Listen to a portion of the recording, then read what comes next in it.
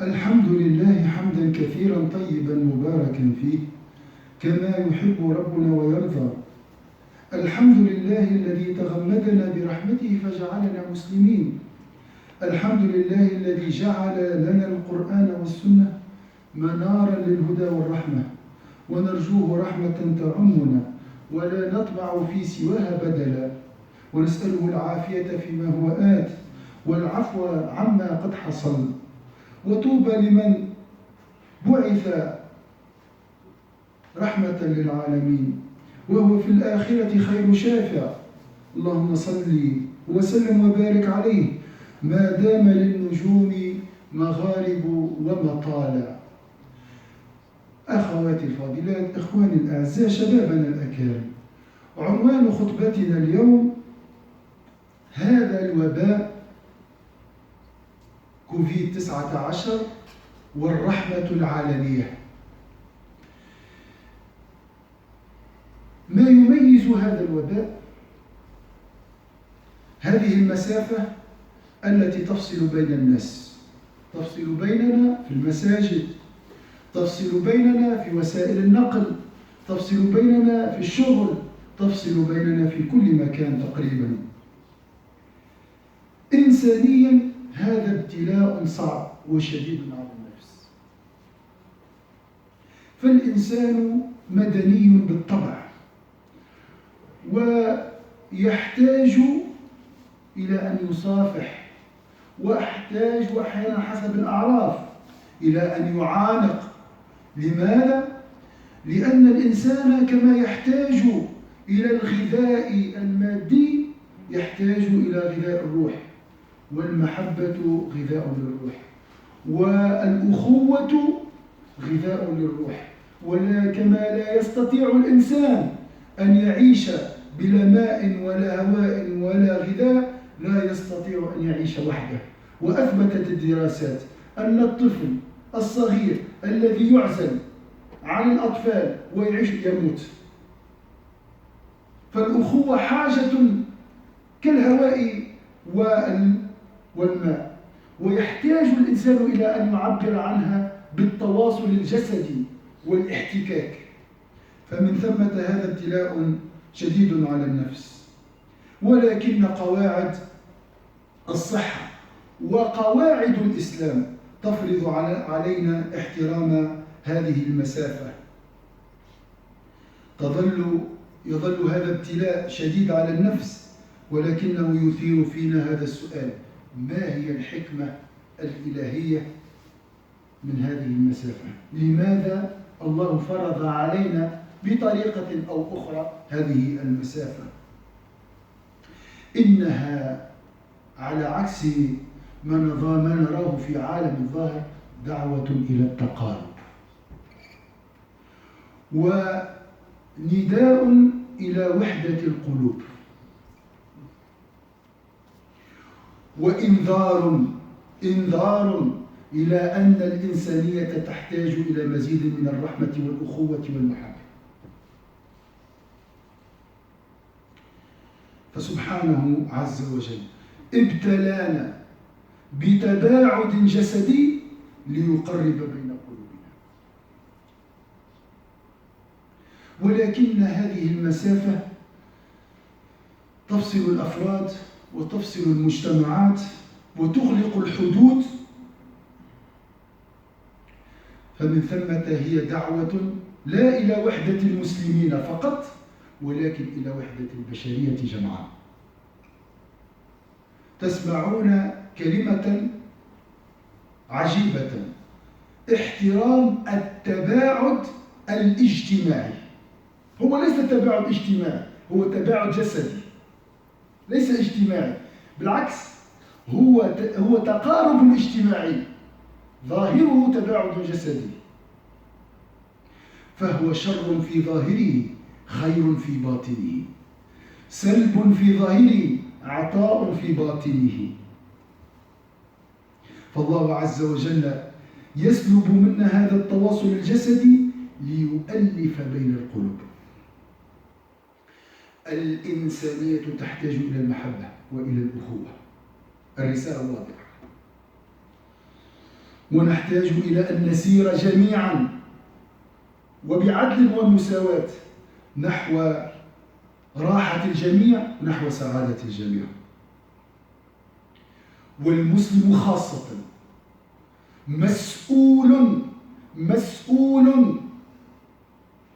عن أن يكون رحمة للعالمين وأن يساهم في هذه الوحدة العالمية. المفكر الجهبذ مالك بن نبي توفي في أواسط القرن الماضي. قال: الكون والإنسانية تسير إلى حكومة عالمية وإلى إنسان عالمي، لن يكون هناك جواز ولا حدود ولا أي شيء، وسيحكم العالم جميع الطوائف، حكومة مكونة من جميع الناس. سبحان الله، نظرة كلها رحمة، مش حروب. جربنا الحروب، يكفي الحمد لله، يكفي من الحروب والقنابل النووية والانفجارات، شبعنا.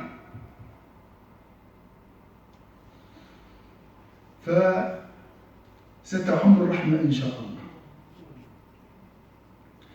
والبدايات تكون متعثرة، عولمة، وسائل تواصل، لكنها بداية ستكمل إن شاء الله وتحسن إن شاء الله. صحيح أن العولمة أهدافها اقتصادية في الغالب، ولكن هكذا الله عز وجل، لا يوجد خير مطلق ولا يوجد شر مطلق على هذه الأرض.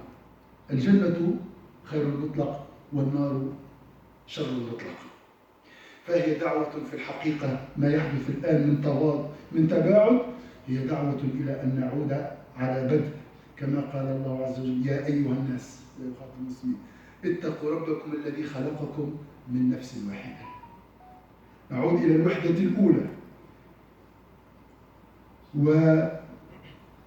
والله عز وجل في هذا الإطار يخاطب المسلمين من خلال خطابه لسيد المرسلين سيدنا محمد: وما أرسلناك إلا رحمة للعالمين. هذا الخطاب لا يخص سيدنا محمد فقط، ولكن نحن الذين اخترنا التأسي به، لقد كان لكم في رسول الله أسوة حسنة، لا بد أن نساهم في هذه الرحمة العالمية.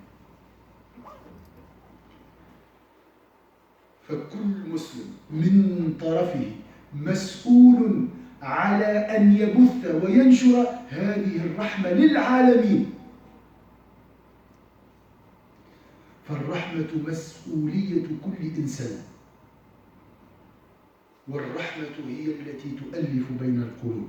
قال الحق عز وجل: فبما رحمة من الله لنت لهم، ولو كنت فظا غليظ القلب لانفضوا من حولك. عدونا اليوم هو الانقسام والتفرق، عدونا اليوم قسوة القلوب. قال الله تعالى: واعتصموا بحبل الله جميعا.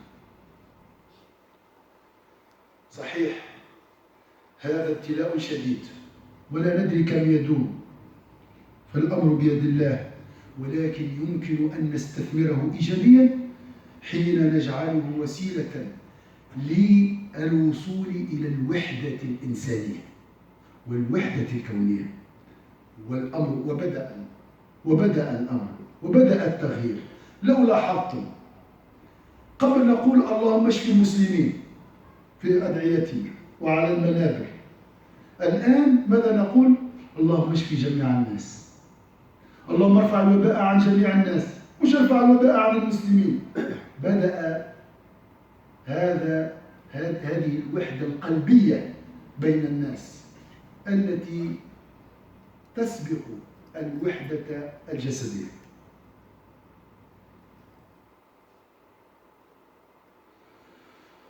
إخواني الأعزاء، الرحمة هي الأصل وهي البداية وهي كذلك النهاية.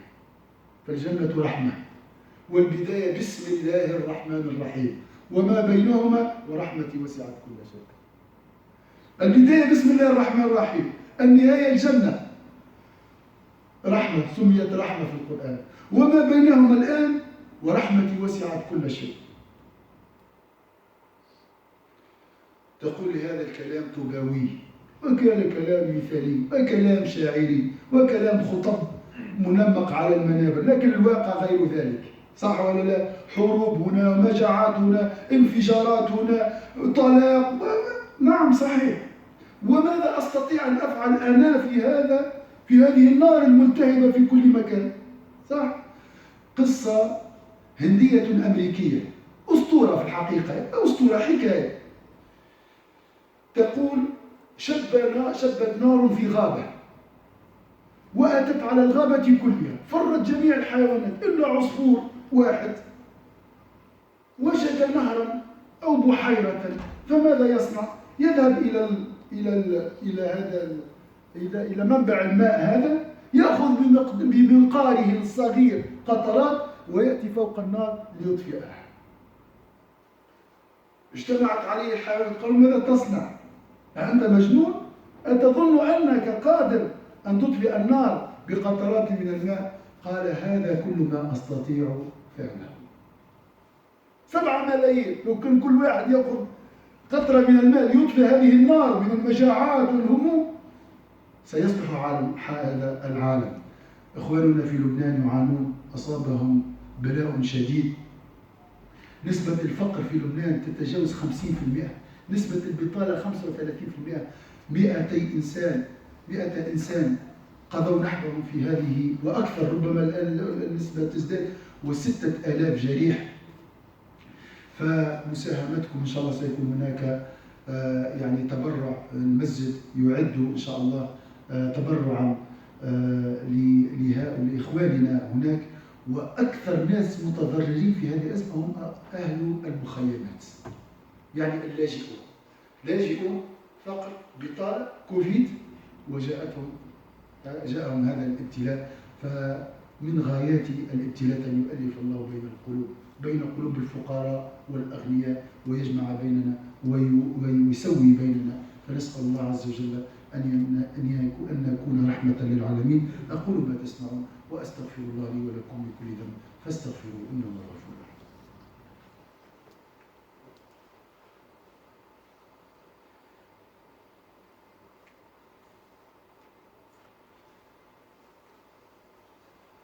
بسم الله الرحمن الرحيم، والصلاة والسلام على المبعوث رحمة للعالمين. ونشكر الله عز وجل أن وفقنا للاقتداء بسيد المرسلين. أما بعد، صلى الله عليه وسلم. أما بعد، chers sœurs, chers frères, chers jeunes, le sermon d'aujourd'hui est intitulé La pandémie de Covid-19 et la miséricorde universelle. La pandémie de Covid-19 et la miséricorde universelle. La distanciation sociale est le geste barrière le plus marquant durant la pandémie de Covid-19. Depuis le début de cette pandémie, dans la rue, dans les transports publics, dans les marchés, nous devons tous respecter une distance d'1,5 mètre au plus qui sépare nos corps. Humainement, c'est une épreuve très difficile. L'homme, à travers le contact physique, poignée de main, accolade, a besoin de manifester et recevoir l'amour fraternel. Les règles d'hygiène et de l'islam nous imposent le respect de cette distanciation. Mais ça reste une épreuve qui devra susciter en nous cette question. Quelle sagesse divine derrière cette distanciation? C'est un appel d'Allah à la proximité. C'est une invitation à l'union des cœurs. C'est une alerte. Il manque à l'humanité la rahma. Allah nous a éprouvés par cette distance, l'éloignement des corps pour rapprocher nos cœurs les uns des autres. Cette distanciation qui touche plusieurs nations est un appel à l'union de l'humanité. Souvent, vous entendez cette phrase, respecter la distance sociale. Ce n'est pas une distance sociale, c'est une distance physique. C'est un mal pour un bien. C'est une privation pour un don. Allah nous prive du contact physique pour unir nos cœurs. L'humanité a besoin de fraternité. L'humanité a besoin de cheminer ensemble pour le bien-être de tout le monde. En tant que musulmans, on doit contribuer à l'édifice de l'union universelle. Le grand penseur Malik al-Nabi, ça fait 70 ans maintenant, il a parlé d'un gouvernement universel et d'un homme universel, sans passeport et sans frontières. La mondialisation comme les moyens de communication rapides ont rapproché les gens, mais ça reste toujours une proximité physique et souvent pour un intérêt matériel. L'humanité a besoin de l'union du cœur, d'un retour vers le début. Allah Azza wa Jalla nous parle de ce début. Ô hommes, craignez votre Seigneur qui vous a créé d'un seul être. Cette première unité ou union.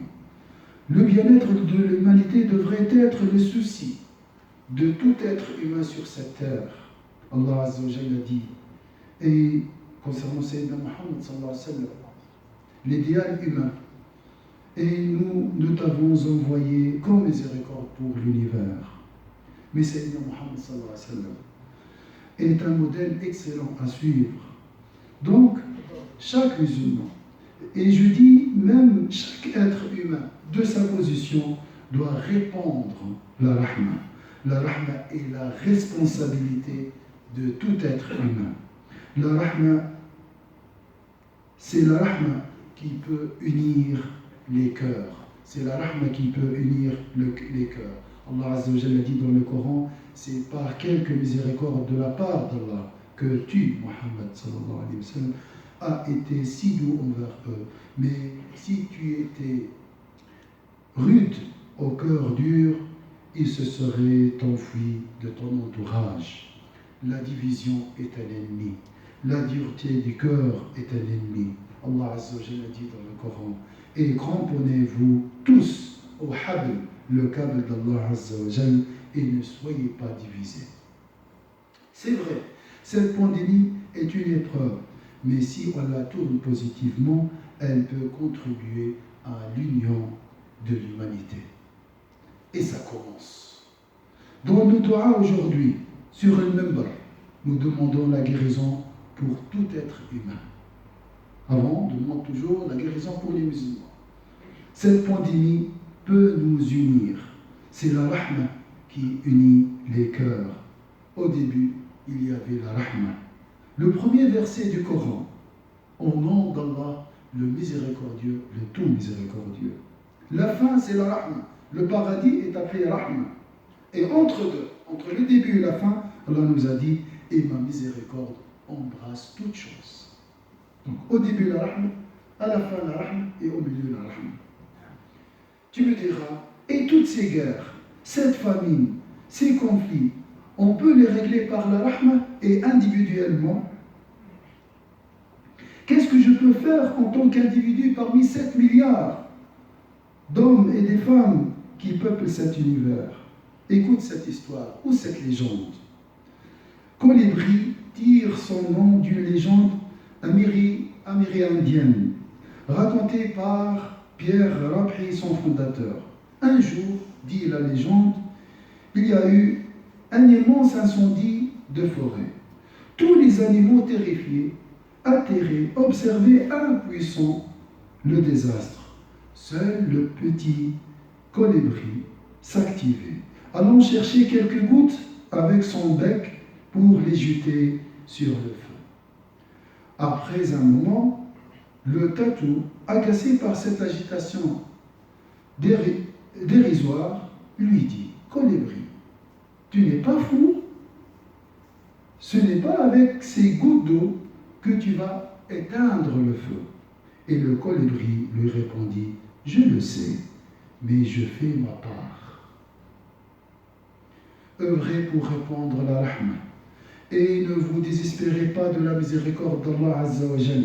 C'est la rahma qui pourra raccourcir la distance qui sépare les uns les autres. C'est la rahma qui pourra raccourcir la distance qui sépare les uns les autres. La situation au Liban est très difficile. Le mardi 4 août 2020, une énorme explosion a secoué le capital du Liban, Beyrouth, faisant déjà plus de 200 morts et plus de 600 blessés à ce jour. C'est encore une autre tragédie pour un pays déjà profondément en crise sur plusieurs fronts. La crise économique actuelle est la pire depuis des décennies, avec près de la moitié de la population vivant sous le seuil de la pauvreté et 35% des personnes au chômage. Une grande partie de la population libanaise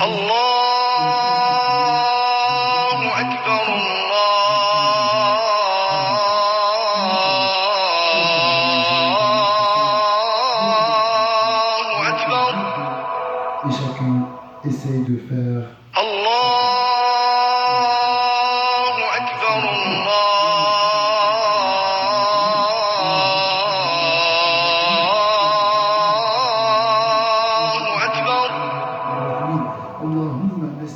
أشهد أن لا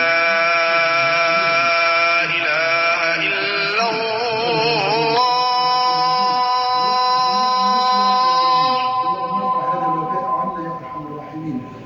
أشهد أن لا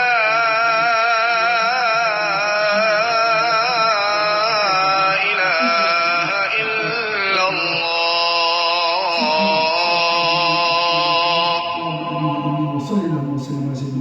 أشهد أن محمد رسول